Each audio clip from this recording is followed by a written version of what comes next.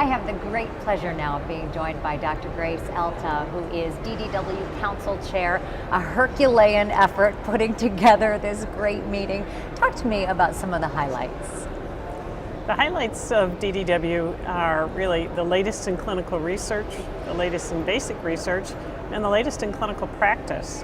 That's why our attendees come here. They want to know the updates in research, which then stimulates their own research projects.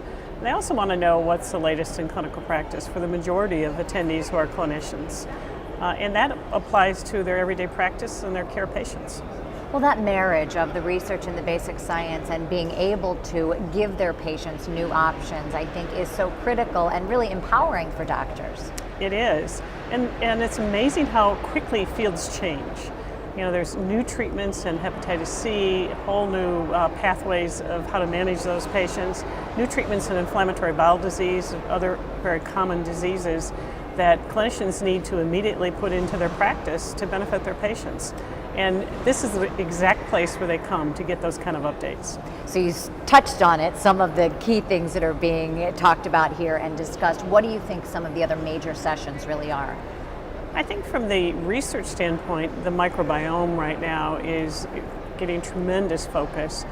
There's still a lot that we don't know. It's very early stages, but it appears that it's not only important in GI diseases such as functional bowel disorders and inflammatory bowel disease, but also in diverse other conditions like obesity and heart disease. So it's very early, but hopefully we'll learn more over the next several years and be able to apply that knowledge to managing our patients.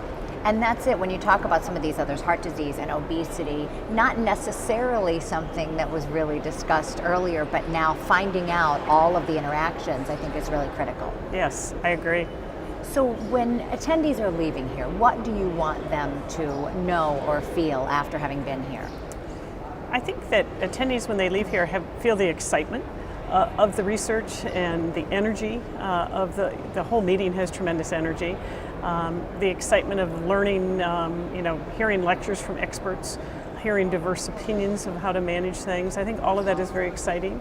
And I hope what they are able to do is to take that home and apply it to their own patients, to their own research, to their own practices. Not only that, I see the camaraderie between the doctors that are coming and sort of collaborating when they're here. Yeah, I've always loved DDW, and I think that's one of the things many of us love, is that we get to see our old friends, our old colleagues, our old trainees that are scattered all over the country. It really is a gathering place for us, and that's really great. DDW 2015, a great success, and already looking ahead to 2016. Oh, absolutely. We already start the planning stages immediately as soon as this meeting ends.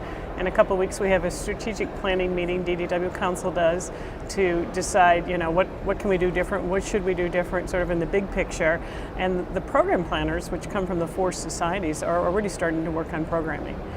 So that just shows you how much in advance we have to work on this. And San Diego is another great city. I think Washington, D.C. is a great city, but San Diego is hard to beat also. So it's a great location for another really energy-packed meeting. Well, congratulations on the success of this one. Looking forward to next year as well. Thank you for being with us. Thank you very much.